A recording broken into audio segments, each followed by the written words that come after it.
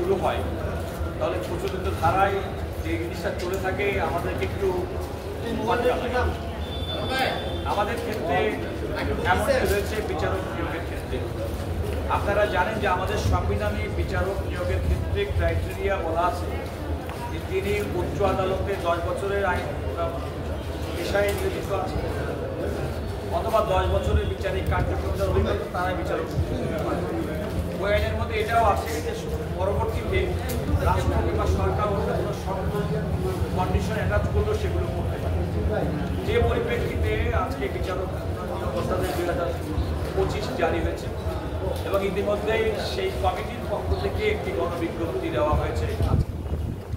এটা একটা নতুন এবং আমি তার মনে করি যে আমাদের প্রচলিত যে বিচারক নিয়োগের যে প্রক্রিয়া এবং প্রার্থী সিলেকশনের যে প্রক্রিয়া তার থেকে ভিন্ন। আমি ব্যক্তিগতভাবে এই উদ্যোগকে সাধুবাদ জানাই। আমার দৃষ্টিতে মনে হয় দেশের সর্বোচ্চ আদালতের বিচারক যারা হবেন তাদের ব্যক্তি হিসেবে কেমন, তাদের সততা কেমন, তাদের কর্মনিষ্ঠা কেমন, এবং যে মুহূর্তে অনেক সময় অনেক যোগ্য ব্যক্তিরা নানা কারণে এই বিচারকের আসনে আসীন হতে চান না, আবার একই সঙ্গে অযোগ্য ব্যক্তিরাও নানাভাবে দুর্নীতিগ্রস্ত ব্যক্তিরাও যাদের পেশাগত যোগ্যতা নেই, যারা নানা রকম অনিয়মের সঙ্গে জড়িত এমন ব্যক্তিদেরও আবেদন করার সুযোগ তৈরি হয়। আমি মনে করি গণবিজ্ঞপ্তি দেওয়ার মাধ্যমে প্রকৃতপক্ষে যোগ্য ব্যক্তিরা এখানে তারা আবেদন করবেন এবং তাদের মধ্য থেকে নির্বাচনী প্রক্রিয়াটা অনেক সুন্দর হবে বলে আমি বিশ্বাস করি। একটি কথা বলে রাখি, আপনারা বলেছেন যে এই নিয়োগ বিজ্ঞপ্তিটা হয়তো অসম্পূর্ণ, কিন্তু আমি আপনাদেরকে বলবো যে বিচারক যেহেতু উচ্চ আদালতে সুপ্রিম কোর্টের হাইকোর্ট বিভাগে অতিরিক্ত বিচারক নিয়োগের জন্য বিজ্ঞপ্তিতে দেওয়া হয়েছে, সুতরাং আমাদের সংবিধান সম্মত যে যোগ্যতা এবং অযোগ্যতা সেই যোগ্যতা এবং অযোগ্যতা মেনে নিয়েই কিন্তু আবেদন করতে হবে।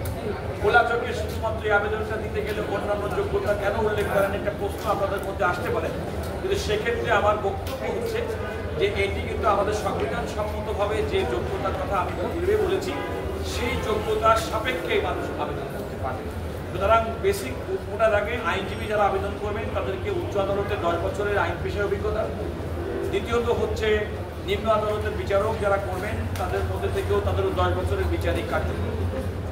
আমি এক্ষেত্রে একটি কথা বলতে চাই, অনেক আইনজীবী আছেন যারা হয়তো সনদ নিয়েছেন কিন্তু ওকালতি করেনি। অনেক আইনজীবী আমরা দেখে চিনি, যেহেতু আমরা আইন পেশার সঙ্গে জড়িত শুধুমাত্র না, আইনজীবীদের নেতৃত্ব দেওয়ার অভিজ্ঞতা আছে, আমরা কিন্তু অনেকের ব্যক্তিগতভাবে জানি। আমার প্রত্যাশা থাকবে যে প্রক্রিয়াই করা হোক না কেন অত্যন্ত সৎ, অত্যন্ত যোগ্য এবং অত্যন্ত মেধাবী লোকজনকে এই পেশায় এবং এই বিচারক হিসেবে নিয়োগ করা হবে। কারণ অতি সম্প্রতি আপনারা লক্ষ্য করেছেন আমাদের অনেকগুলো বিচারপতি এতদিন বিচার কার্যে নিযুক্ত থাকার পরে তাদের কিন্তু চলে যেতে হচ্ছে, এর মধ্যে সিংহভাগের বিরুদ্ধে অভিযোগ হচ্ছে দুর্নীতি। সুতরাং আমরা আগামী দিনে যারা বিচারক নিয়োগ করবেন তাদের সম্পর্কে ন্যূনতম দুর্নীতি, স্বজনপ্রীতি, অদক্ষতা, দলবাজি এই ধরনের অভিযোগ থাকবে না, এটা হচ্ছে আমার প্রত্যাশা। আমি এই প্রক্রিয়াটাকে আমি সাধুবাদ জানাই এবং আমি মনে করি যে যোগ্য ব্যক্তিরা এই ক্ষেত্রে আবেদন করেন।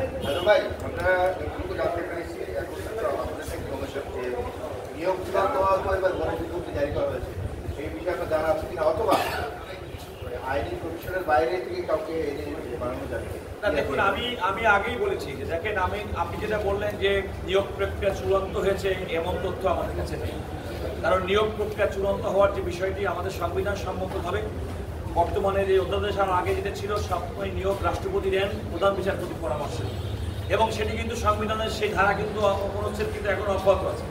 সুতরাং মাননীয় প্রধান বিচারপতি পরামর্শ দিয়েছেন রাষ্ট্রপতি যতক্ষণ পর্যন্ত কারো কোনো নিয়োগ অনুমোদন না দিবেন সেটা তো আইনের দৃষ্টিতে অনুমোদন হবে না। আর আপনি যেটা বলছেন আমি যদি মনে করি সেক্ষেত্রে যদি গণবিজ্ঞপ্তির মাধ্যমে তো এমন হতে পারে যে অনেক যোগ্য আরও যোগ্য ব্যক্তিদেরকে এই ক্ষেত্রে আরও আনার প্রক্রিয়া হতে পারে। আমি সেই কারণে সাধুবাদ জানাচ্ছি যদি এই গণবিজ্ঞপ্তিটার উদ্দেশ্য হয় আরও যোগ্য আরও দক্ষ ব্যক্তিদেরকে যারা সংবিধান সম্মত যোগ্যতা মাপকাঠি উত্তীর্ণ হয়েছে শুধুমাত্র তারাই আবেদন করবেন এবং তারা সততা, তাদের কর্মনিষ্ঠা, দক্ষতার মাধ্যমে এই সর্বোচ্চ আদালতের বিচারক হিসেবে তিনি আসীন থাকবেন, এটা আমাদের প্রত্যাশা।